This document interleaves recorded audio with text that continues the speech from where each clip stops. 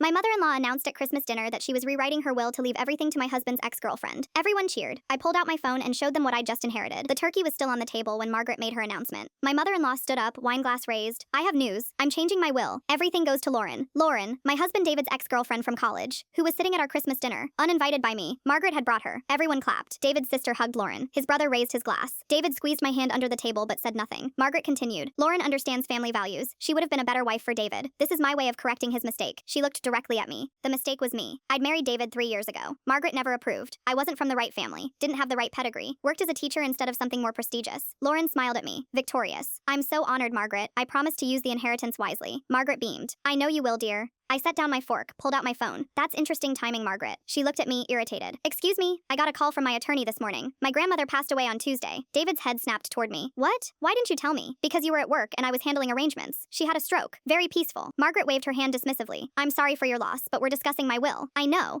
And I wanted to wait until after the holidays to share this. But since we're talking about inheritances, I opened my email, showed the document on my phone screen. My grandmother left me her entire estate, appraised at $4.7 million. The room went dead silent. David's eyes widened. 4 million? 4.7. The estate includes her home in Connecticut, her beach house in Cape Cod, investment portfolios, and her art collection. Margaret's face was turning red. That's not possible. It's very possible. My grandmother was wealthy. She just didn't flaunt it. I turned to Lauren. So while I appreciate Margaret's gesture, I don't think David and I will be struggling financially. Lauren's smile had disappeared completely. Margaret sputtered. You never mentioned your grandmother had money. You never asked about my family. You assumed because I'm a teacher that I came from nothing. David finally found his voice. Mom, you can't be serious about this. Leaving everything to Lauren? Margaret's eyes flashed. I can do what I want with my money. Actually, I said calmly. What's yours is a 3-bedroom house in the suburbs worth maybe $400,000 and whatever's in your savings. I checked public records. David's sister gasped. How dare you? I dare because your mother just tried to humiliate me at Christmas dinner. So let's be clear about what we're comparing. I looked at Margaret. You're leaving $400,000 to my husband's ex to spite me. Meanwhile, I just inherited nearly $5 million.